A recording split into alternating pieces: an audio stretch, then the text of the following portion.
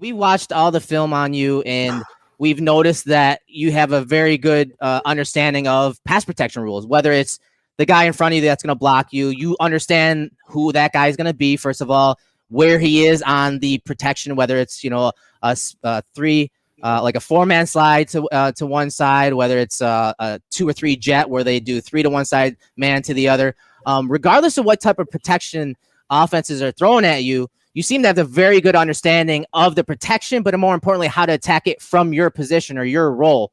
And this play, it really aligns with that. You see Ricard more of like a blocking guy that they use on chips and checkdowns and releases, and he'll chip and sometimes just check down underneath, 3 to 5 yards and kind of be an outlet for Lamar. But this is an empty set. He motions out kind of into that wing into normally that like chip alignment. So right now, yes, there's 5 offensive linemen, but they also had Ricard in there. So it's more than likely you're expecting, I'd imagine, that, it's going to be a 6-man protection given the look here and the personnel. So talk about your alignment here and your responsibility versus this, and maybe anything that you saw on film or in the game.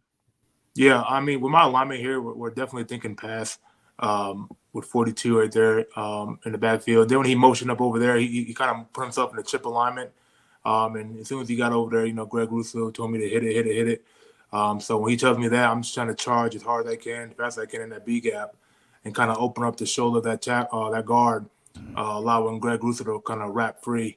And Tim Settle does a great job over there in the shade of occupying that center. It's kind of the same look here where Tim Settle can really win on that edge if he wants to. But he did a good job here of just kind of popping that, making sure that we have a pocket for Lamar. And, just open up the shoulder. Greg Wilson came over free, and with a beautiful play. You've been excellent on stunts and twists this year, like we've talked about. And this is a prime example. And you mentioned it already, like how you attack that shoulder of the right guard and kind of open him up.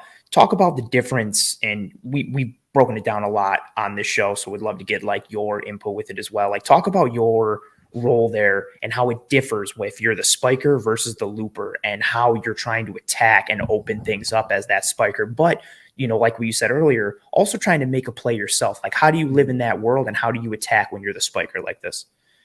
Although it's told, from early on in my career, just, play within the framework of the defense, right? So, I feel like every play I'm on the field, like it's a play for me to make, no matter what the call is. So even right here, when he said hit it, I know I'm going against Lamar. I know he's fast. So I'm trying to, run as fast as I can in that B gap, do my job of occupying that guard as much as I can for Greg. But at the same time, I'm trying to run out there for contain. Just in case Greg doesn't get him, I have to. You have to replace him, right? Yeah. So, for me, I'm trying to run as fast as I can up there and trying to force my way through so I can get up to his upfield shoulder to kind of force him to step up where he can't feel like he can kind of spin out of there.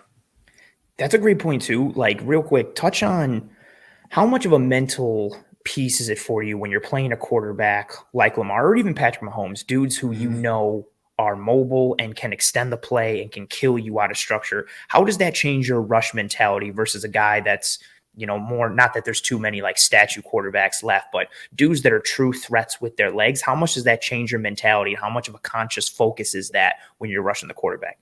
I mean, it's definitely annoying. I mean, you hear all across the league with people like, we're not going to, change the way we rush, and we really don't. But at the same time, it's annoying when they get 1 or 2 runs on you. It's like, you got at the same time they get paid too, and he's a freak athlete with the ball in his hand. So it's gonna happen. Sometimes you're gonna get the Bears, and then the Bear gets you. It kind of is what it is. But just to be extra, locked in on what your job is and what the scheme of the day is, and what you're trying to go out there and execute, will really help that out. Yeah, and one final question on this play, and it's kind of a segue to the next play, but talk about your alignment, because it seems like Leslie Frazier, it's something we talked about in the offseason and told fans to keep an eye on, are wider alignments. It hasn't really been a character of the defense in prior years, because they're so worried about, they were more like, let's compress the pocket and rush lane integrity, but you guys are running a lot more games. You're playing a little more free, a lot more wide alignments. I mean, we're seeing so many more wide 9 alignments from Vaughn and Rousseau. So talk about the alignment, how important it is to rushing the quarterback, and why it's important when you have guards that have to kick out to meet you rather than you coming to them. Yeah, I mean, if I was tighter here in my alignment, that guard is, he's a pretty good guard and pretty strong hands. And, the tighter you are in the pass rush situation, the more he can kind of, his job is easier, right? He can kind of wide hands and grab you, and now you're stuck there. Now you're letting your guys on the outside down, because if they have a good rush and make them step up, now you can't get off it, right? Now you're you're chest to chest with a guy, trying to struggle to come off it. When you can back off the ball, give yourself some room, and really, make them respect your speed, and get upfield and then rock them with power, or get upfield and hit him with a finesse move, and kind of be able to work off and see your ends a little better too, and make sure to make the whole picture come together. Yeah, and so as I said, that's kind of a segue for this play against the Rams, and this is a game really you guys all ate in this game. And speaking of games, you have a game off the left side of the screen here with Jordan Phillips, AJ Epinesa, but you're just inside the guard here, and you have Von Miller out wide to your left.